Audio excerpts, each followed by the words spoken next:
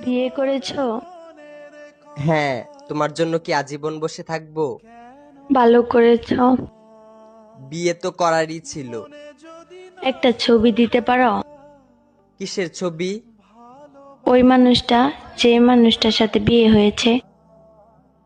না না, তোমার নজর লেগে যাবে। না না না, আমি নজর লাগাবো না, একবার দেখেই ডিলিট করে দেব। না, আমার তোমার উপর ভরসা নেই। আমি ওর উপর কারো নজর লাগতে দেই না। তোমাকে আমার কসম, যদি আমাকে কোনোদিন ভালোবেসে থাকো তাহলে তার ছবি দাও।